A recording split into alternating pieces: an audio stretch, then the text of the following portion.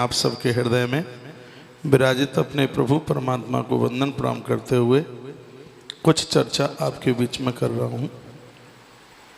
वो ये है कि घर में प्राचीन पुरातन जो भी मकान दुकान बने हैं उसमें किसी भी प्रकार का दोष ना रहे।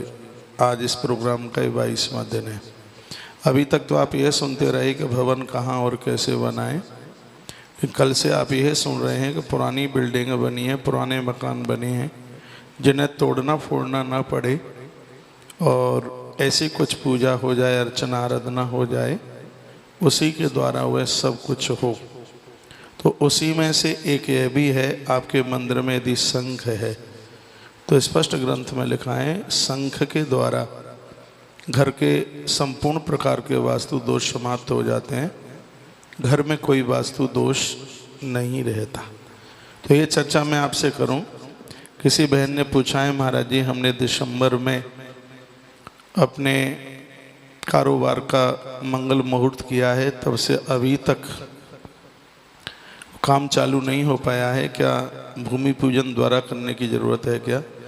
भूमि पूजन तो द्वारा करने की ज़रूरत नहीं है, लेकिन जब भी आप यहाँ काम आरंभ करते हैं तो मुहूर्त निकला करके तभी इसको आरंभ करें। आरंभ करने में मंगलवार और रविवार ना हो, इतना ध्यान रखना। भूमि सोती है मंगलवार के दिन, उसको निषेध बताए। मंगलवार को तो भूमि खोदी भी नहीं जाती, उसका आप मुहूर्त जरूर निकलवा लीजिए। दूसरा प्रश्न किया है क्या घर में समी वृक्ष लगा सकते हैं क्या? मैं पूर्व में भी बोला हूँ, समी है, बेल है, ये वृक्ष जो हैं ये पूजा चाहते हैं, वंदन चाहते हैं। और यदि वहाँ पर किसी भी प्रकार की गंदगी ना हो, अपवित्रता ना हो, तो ये वृक्ष बहुत ज़्यादा शुभ होते हैं, बहुत ज़्यादा फलदायी है, बहुत ज़्यादा श्रेष्ठ है। बस मकान से इतना थोड़ा दूर लगे रहे, ये मैं पूर्व में बोला हूँ। इन वृक्षों की छाया बिल्डिंग के ऊपर ना पड़े, ये मैं पूर्व में बोला हूँ। और एक तीसरा प्रश्न और है, अभी मैं आके एक 2-3 मिनट आपके प्रश्न ही तो पढ़ता हूँ, उसके बाद मैं बोलना शुरू करता हूँ। और आप अपने ये प्रश्न शुरू में भेज दिया करें, क्योंकि मैं 5 मिनट पहले यहाँ आके बैठ जाता हूँ तो आपके प्रश्न पढ़ता हूँ। तो किन्हीं ने ये भी मुझे पूछा है कि महाराज जी प्लॉट तो खरीद लिया है, लेकिन कैसे भी पैसे की ऐसी व्यवस्था नहीं बन पा रही है, प्लॉट को आरंभ कर दें, मकान भवन को बनाना शुरू कर दें। तो ये मैंने पूर्व में इसी 21 दिन के प्रोग्राम में इस वास्तु विज्ञान में ही मैंने एक दिन निवेदन किया है।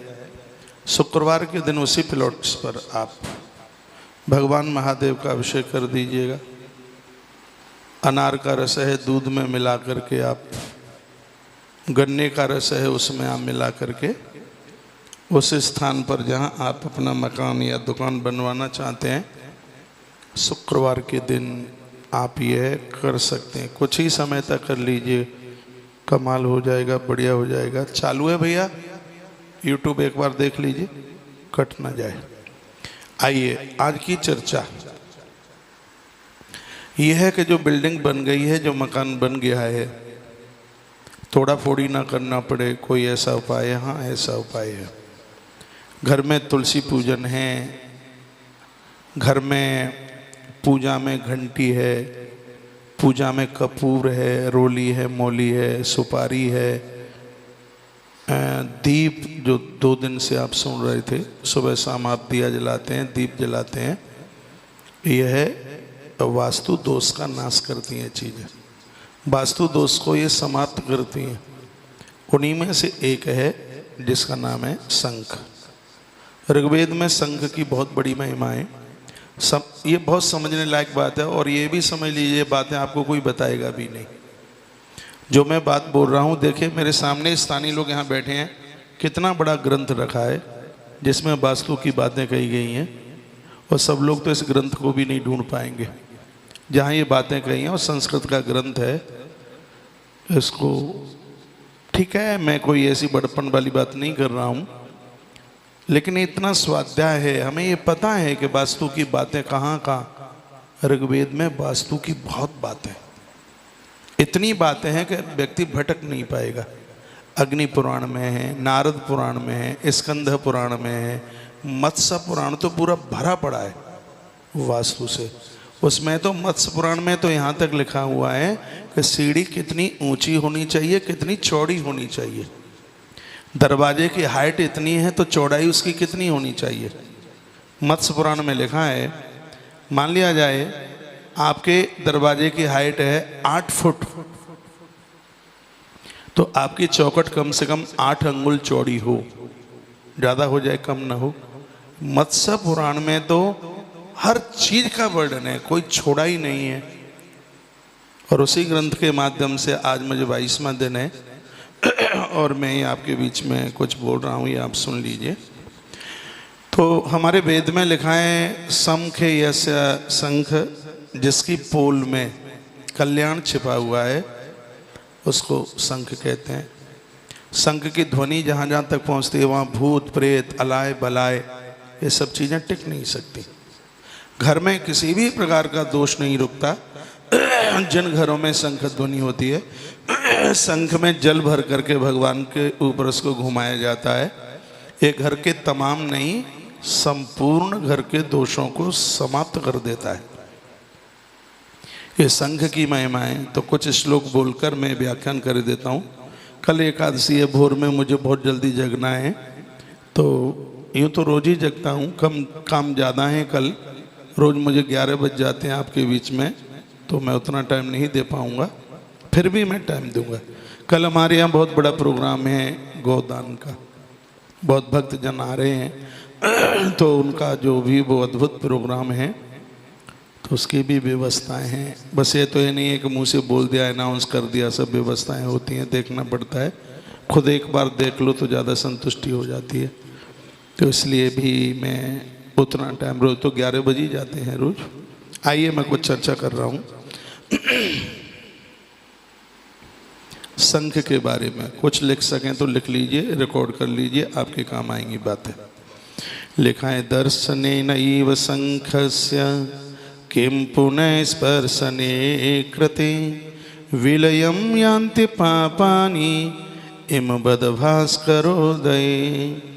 इस भूमि में यदि कभी कोई आत्महत्या करके मौत को प्राप्त हो गया हो, इस भूमि में कभी किसी को सर्प के दंशन से मौत हो गई हो, बिजली के करंट से, दीवालों को गिरने से, नदी का पानी बढ़ के आया हो और इस जगह पर कोई डूब के खत्म हो गया हो, आंधी हवा बयार तूफान में पेड़ ऊपर गिरने से इस जमीन पर कोई खत्म हो गया हो, किसी हिंसक पशु ने अपनी सींग की नोक से इस प्लॉट में जहाँ ये मकान बनाए, भवन बनाए, किसी हिंसक पशु ने भी यदि उसको ख़त्म कर दिया हो, या कहीं किसी व्यक्ति ने किसी आदमी को मार के और इस जगह पर गाड़ दिया हो, तो ऐसी तमाम चीज़ों से धरती में दोष आ जाता है। ग्रंथ में लिखा है तमाम तरह का दोष तैयार हो जाता है।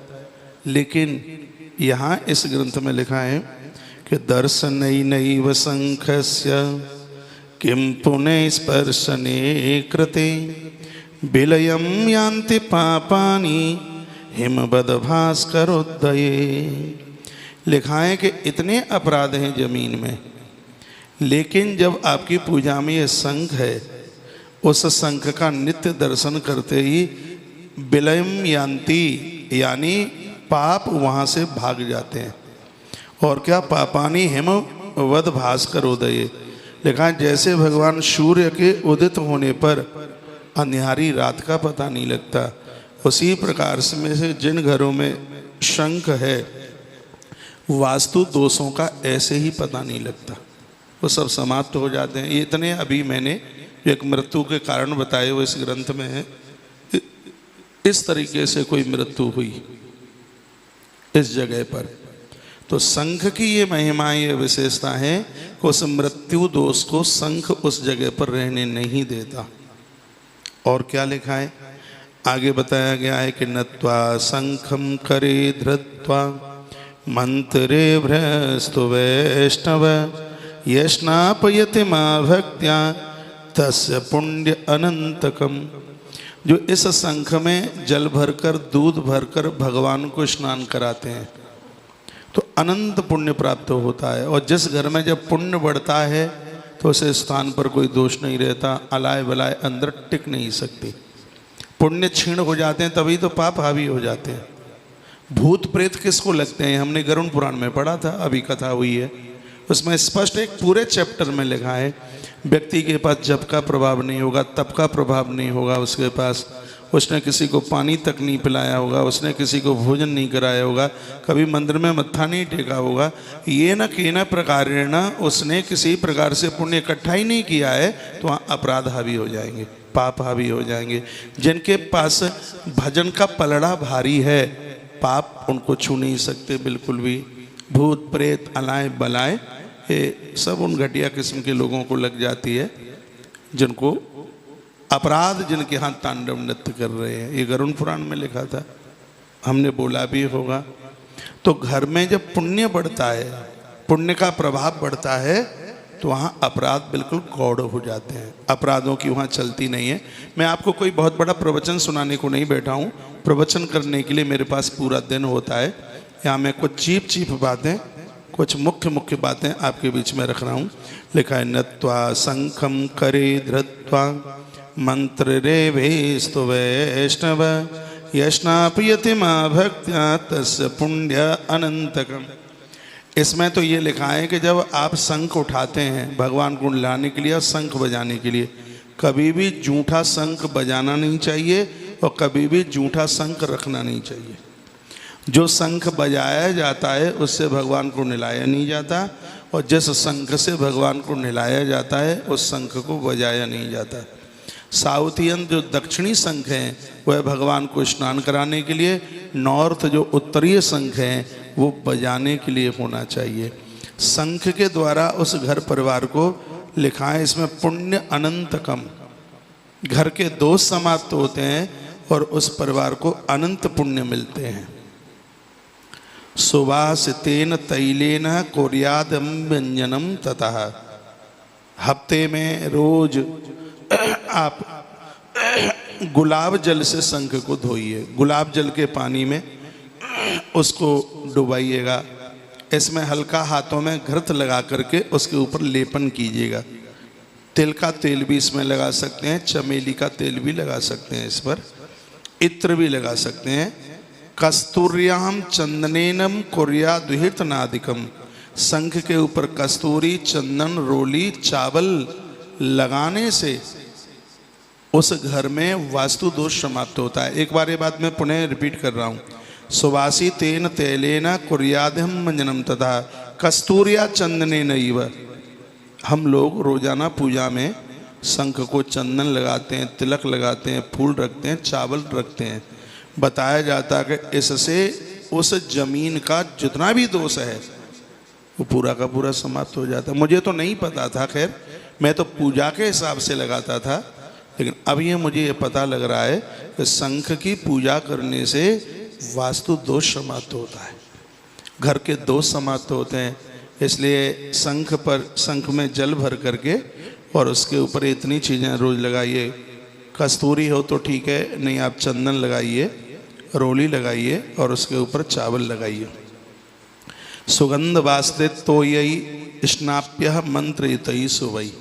मंत्र आते हैं तो मंत्र पढ़िए, गुरु मंत्र के द्वारा हाथ में उस शंख को लीजिएगा और उसमें आप सबसे पहले जल डालें भगवान के ऊपर और उसके बाद में उसमें गैया का कच्चा दूध। ये मैंने पूर्व में भी बोला है, कभी भी पका हुआ दूध देवताओं पर नहीं चढ़ाया जाता, वहाँ अपराध हो जाता है। जानकारी ना हो तो ये जानकारी लेनी चाहिए। तो लिखा है सुगंध वास्तस तो यही, तो ये कहते हैं संस्कृत का शब्द है जल। आप कितनी भी चीज़ें भगवान की पूजा में ले आना, लेकिन यदि जल प्रयोग में नहीं लिया है तो पूजा पूरी नहीं होती। शंख जो आप रखते हैं उस शंख में 24 घंटे जल भरना पड़ता है, तो उसका प्रभाव अपने आप में और ज़्यादा होता है। शंख भगवान के मंदिर में आप रखते हैं तो जो नुकीली उसकी जो ऐसी लंबी सी है वो देवताओं की तरफ होती है, और जो पीछे का जो ऐसा है वो हमारी छाती की तरफ होती है। कभी कभी लोगों को पता नहीं होता है, पीछे का हिस्सा आगे कर देते हैं और आगे का हिस्सा इधर कर देते हैं। एक प्रश्न प्राय बहुत ज़्यादा चलता है जिसमें पूछा जाता है क्या माताएं भी शंख बजा सकती हैं? ये बहुत ज़रूरी है इस प्रश्न का समाधान करना। और मैं ग्रंथ के अनुकूलता में जिस बात को कहा गया है और मैं उसको वही आपको निवेदन करूंगा। गर्भ में संतान है, भूल करके भी देवियां शंख ना बजाएं, गर्भ स्खलित हो जाएगा, गर्भ में संतान की मृत्यु भी हो सकती है। गर्भाकालीन में नारी शंख बजाती है तो पूरी की पूरी आंतें खिंचकर उस समय ऊपर आती है। स्त्री को कोमल कहा गया है और जब शंख की ध्वनि होती है तो नाभि से लेकर के माथे तक की शक्ति उसको बजाने में लगती है। कभी भी अनुभव करके देख लीजिएगा, हर व्यक्ति शंख नहीं बजा सकता, हर स्त्री शंख नहीं बजा सकती। ये शंख इतना कठिन है, उसमें बहुत शक्ति लगती है। उस समय गर्भाकालीन बेला में ऋतु काल के पहले दिन से लेकर के 16 दिन तक नारी शंख नहीं बजा सकती। और वैसे तो ग्रंथ में लिखा है जब कोई स्त्री साध्वी बन गई है, संत महापुरुष, घर गृहस्थी से अब उसका कोई लेना देना नहीं है, उस समय वो शंख ध्वनि करती है। धरती पर कोई बहुत बड़ा कष्ट आता है, कोई दिक्कत आती है, दुर्योधन जैसे अत्याचारियों का हमला होता है, तब शिविर में खड़ी होकर के माता द्रौपदी शंख ध्वनि करती है। उस समय नारी तो दुर्गा है और माँ दुर्गा के एक हाथ में शंख है। आप ये मत सोचिए कि हमें शंख बजाने से रोका है तो ये हमारी नारी वर्ग का बहुत बड़ा अपमान है। अपमान नहीं है, इसमें आपका बहुत बड़ा सम्मान है। क्यों? आज के प्रोग्राम में आप ये सुनेंगे कि शंख में कौन कौन से देवताओं का वास है। अपवित्रता में, अपावनता में स्वच्छता नहीं है और उस समय शंख को छुआ जाता है, बजाया जाता है। अग्नि पुराण में लिखा है यदि बीड़ी, सिगरेट, गुटखा, तम्बाकू खाने वाले शराबी लोगों ने शंख बजाया उनका चौपट हो जाएगा। अग्नि पुराण में लिखा है। इस साल हम पिछले साल हम दिल्ली में ये चर्चा कर रहे थे। शंख बजाने के लिए तो मुख की बड़ी शुद्धता होनी चाहिए, व्यक्ति भोगी ना हो, व्यक्ति व्यसनी ना हो। ये शंख की इतनी बड़ी महिमा है कि घर के संपूर्ण दोषों को समाप्त कर देता है। वेद में, ऋग्वेद में लिखा है वहाँ संपूर्ण देवताओं का वास होता है जहाँ शंख है। शंख के बिना आरती पूरी नहीं होती, शंख के बिना सत्यनारायण भगवान की कथा पूरी नहीं होती। ये शंख की महिमा है। देवता जब अवतार धरती पर लेते हैं 33 कोट सह देवता अंबर में खड़े होकर के शंख ध्वनि करते हैं। इसलिए तो इन सब चीज़ों को मान मर्यादा में रखना चाहिए। हाँ, यदि कोई नारी संसारीय संसर्ग से बहुत दूर है, भजन में है, आराधना में है, अब वो बच्चों को भी जन्म नहीं दे रही है, अब उसके बच्चे भी बड़े हो गए हैं, तब नारी शंख बजाती है। नहीं तो ध्यान रखा जाए, एक बार पुनः बात को रिपीट कर रहा हूँ, गर्भ में भले ही बच्चा 5 दिन का क्यों नहीं है, यदि उसने शंख बजाया है, शंख बजाती है, तो शंख बजाने में इतनी शक्ति लगती है कि 5 दिन का भी गर्भ उस उदर में, ये जरूरी नहीं है वह स्थापित हो पाएगा। और नारी के गर्भ में बच्चे को जान में मौत को होना, अनजान में, तो फिर वो अपराध का कारण हो जाता है। इसलिए हमारे ग्रंथों ने कहा कि नारी हर स्थिति परिस्थिति में शंख नहीं बजा सकती। कभी कभी है कोई तब उदर में संतान न हो, ऋतुकाल का समय ना हो और संसारिक कर्मों से वो निवृत्त हो गई है, अब वो बच्चों को जन्म नहीं दे रही है, उसकी उम्र 60 को भी ऊपर पार कर गई है, वो साक्षात देवी भगवती का रूप है, उस समय वह शंख बजाती है, बजा सकती है। ये अब मैं आगे बढ़ रहा हूँ, सुनिए। बात आ रही होगी थोड़ी बहुत समझ में आ रही है। तो आज का यह टॉपिक है कि शंख के द्वारा घर का वास्तु दोष कैसे समाप्त होता है। आगे की बात कही गई है कि वस्त्राहरावरणी दिव्यैर्लंकृत्य यथा विधि। जहाँ आप शंख रखते हैं, पहले एक प्लेट लीजिए, उसके ऊपर कपड़ा रखिए और कपड़े के ऊपर शंख रखिए। कुछ चीज़ें ऐसी हैं वो ज़मीन में नहीं रखी जाती, उनमें से एक शंख भी है। पहले एक प्लेट्स, उसके ऊपर एक कपड़ा और उसके ऊपर फिर शंख।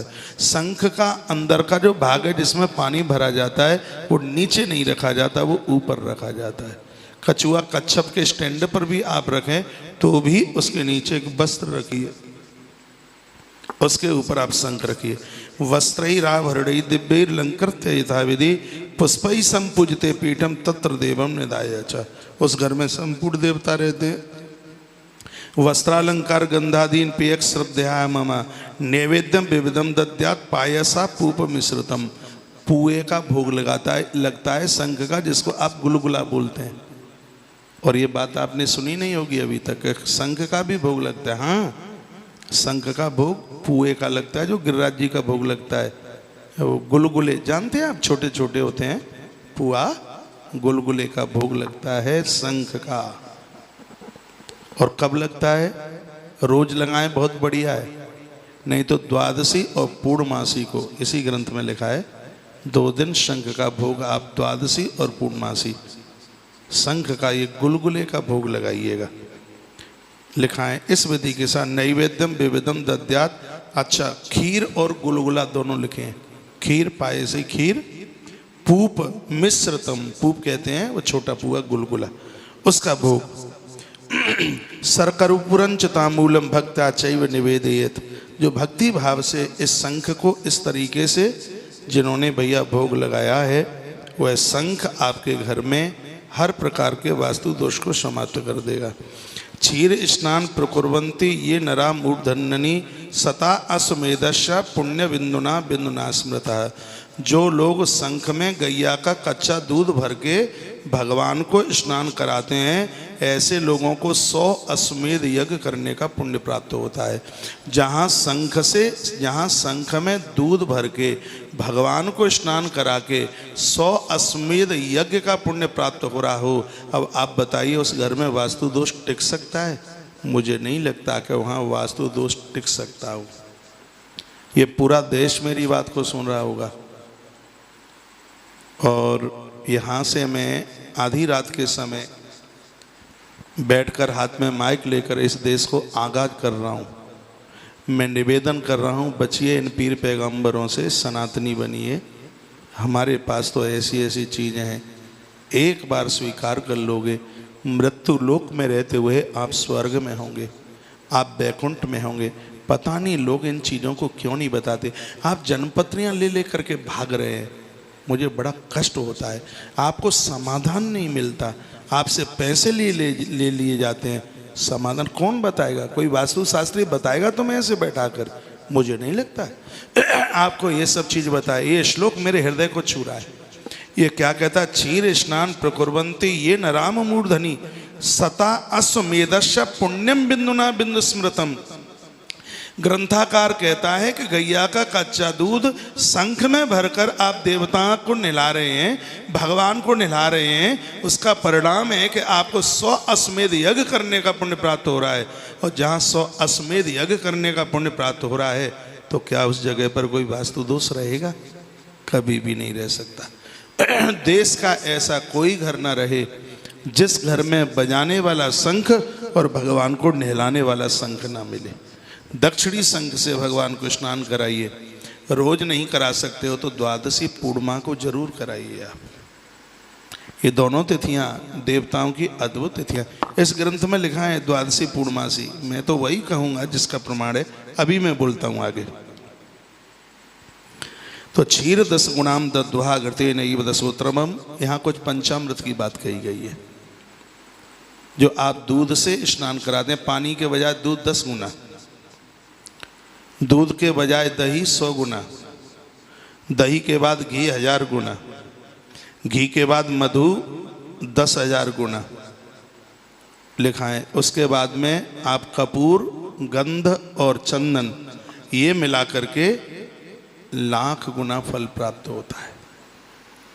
इन सब चीज़ों की इतनी बड़ी महिमा है। दूध, दही, घी, शहद, चीनी खाइए मत, कम लीजिए। मिश्री खाइए, गुड़ खाइए, उसको पूजा में लीजिएगा। इन सब चीज़ों का असर। फिर कहा गया, देखो जो मैं बात बोल रहा था वो श्लोक बोल रहा हूँ। ये श्लोक यहाँ लिखा हुआ है। आप शंख से भगवान को रोज स्नान नहीं करा सकते तो द्वादश्याम पंचदश्याम बा गव्येन पयसा मम। अर्थ अपने आप समझ में आ रहा है। द्वादश्याम द्वादशी, पंचदश्याम। एक दिन हमने ज्ञान झरों का प्रश्न में पूछा था कि पड़वा को 1 द्वितीया को 2, चतुर्थी को 4 कहते हैं, तो अमावस्या को कितना कहते हैं? बहुत लोगों ने बताया 30 कह करके जवाब दिया था। अमावस्या को 30 कहते हैं, तो यहाँ पंचदश्या लिखा है 15, यानी पूर्णमासी को 15 कहते हैं। तो लिखा है द्वादश्याम पंचदश्याम बा गव्येन पयसा मम। पय कहते हैं दूध को, संस्कृत का शब्द है। गव्याम कहते हैं गाय को। गैया के दूध से द्वादशी पंचदश यानी पूर्णमासी को जिन्होंने अपने भगवान को स्नान कराया है, स्नाननम देव शार्दूलम महापातक नाशनम। कितना भी बड़े से बड़ा पाप, बड़े से बड़ा अपराध हुआ है, यदि जिसने द्वादशी पूर्णमासी को शंख में गौ माता का कच्चा दूध भर करके भगवान नारायण को, भगवान शालिग्राम को स्नान कराया है, अभिषेक कराया है, राम कृष्ण को स्नान कराया है, भगवान विष्णु को स्नान कराया है, स्नानम देव शार्दूलम महापातक नाशनम। कितना भी बड़े से बड़ा पाप क्यों ना हुआ हो, ग्रंथ में लिखा है कितने भी बड़े से बड़ा वास्तु दोष घर में क्यों नहीं है, समाप्त हो जाएगा, बिल्कुल रहेगा नहीं। चाहे आपका बाथरूम नेत्र बंद करके कहीं बनाए घर में, पूर्व पश्चिम उत्तर दक्षिण ईशान अग्नि वायव्य जहाँ भी बनाए, निष्कंटक होके। और मैं प्रमाण के साथ बात कर रहा हूँ। मैं तो बिना प्रमाण के श्वास भी नहीं लेता, तो बात क्या करूँगा बिना प्रमाण के। हाँ, मुझे विद्वान लोग सुनते हैं, नहीं तो तुलसी वन आश्रम पर हमला बोल देंगे कि तुम कर क्या रहे हो। इसलिए यहाँ से बात प्रमाण के साथ होती है। इतने बढ़िया बढ़िया मकान बनाए, इनको मत तोड़िए, ये काम कर लो। सनातन संस्कृति जिंदी बनी रहेगी और घर तीर्थ बन जाएगा। इस घर में रहने वाले लोग धुंधुकारी नहीं होंगे, इस घर में रहने वाले लोग गोकर्ण होंगे, श्रवण कुमार होंगे इस घर में रहने वाले। आपका बेटा राम, आपकी पुत्र वधू जानकी होगी, आपकी बेटिया अनुसुईया होगी। ये कर लो कैसे भी, मेरी प्रार्थना है, आनंद आ जाएगा। सुबह शाम दिए जलाओ, श्रृंगी से महादेव को नहलाओ। स्कंद पुराण में श्रृंगी का वर्णन है। यहाँ मैं आपको निवेदन कर रहा हूँ, यहाँ शंख की महिमा है। आज का प्रमुख चैप्टर ये है कि शंख के द्वारा घर के वास्तु दोषों को कैसे दूर किया जा सकता है, वह आप सुन रहे हैं।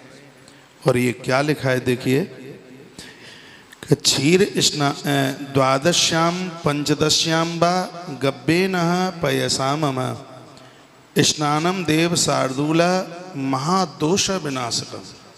कितना भी बड़ा दोष हो, वास्तु दोष, कितना भी बड़ा पाप हो, महापातक, जिन घरों में रोज नहीं हो पाता है, तो द्वादशी और पूर्णमासी को यदि भगवान नारायण को शंख के द्वारा स्नान कराया जाए, उस घर में किसी भी प्रकार का दोष नहीं रहता। आगे की चर्चा कल आप सुनेंगे। आज इतना सा ही है, 11:15 बज गया है। आप सबको शुभ रात्रि, आप सबका मंगल मंगल हो, और हम कहीं किसी न किसी प्रकार से आपके काम आ जाएं तो हम अपने भाग्य की सराहना करेंगे। मेरे देशवासी आनंद के साथ रहें। यहाँ की युवान पीढ़ी सत्कार्यों को स्वीकार करती हुई देश को, धर्म को बहुत आगे लेकर के चले। प्रभु के चरणों में मेरी ऐसी प्रार्थना है। एक बार पुनः एकादशी से पूर्व रात्रि में आप सबको मंगलमय शुभकामना। कल लाख कामों को छोड़कर कल नारद पुराण की कथा जरूर सुनना, क्योंकि कल एकादशी को नारद पुराण में एकादशी की कथा चल रही है। और ऐसी कथाएं जीवन में सुनी और नहीं होगी। एक एक सूत्र एकादशी के, जहाँ कितने बड़े उसकी पुण्य की बात कही गई है, यह है कल की कथा में। और कल नारद पुराण का समापन भी है, हवन कल का है, कथा कल ही तक है। तो जो अभी तक नारद पुराण बिल्कुल नहीं सुन पाए, यदि कल नारद पुराण की कथा सुन लेते हैं तो उनको संपूर्ण नारद पुराण की कथा सुनने का पुण्य प्राप्त होगा। बहुत लंबी तादाद में इस समय आप तुलसी तपोवन यूट्यूब चैनल पर यह प्रोग्राम आप देख रहे हैं। आज की बातें यदि अच्छी लगी हैं तो आपने 6000 से ज़्यादा लोगों ने आज का प्रोग्राम लाइव चार्ट में आप देखे हैं, तो मुझे लग रहा है कि प्रोग्राम क्या 1100 ही लोगों को अच्छा लगा है। या तो आप इसको लाइक नहीं कर पाए हैं तो प्रोग्राम को लाइक ज़रूर कीजिएगा। और आपको यह लगता है कि यह प्रोग्राम उन घरों के दोष को समाप्त करे जो लोग बेचारे परेशान हैं, इधर उधर घूम रहे हैं, तो इस वीडियो को आपके व्हाट्सएप नंबर पर जितने भी नंबर हैं उनमें एक बार भेजिए।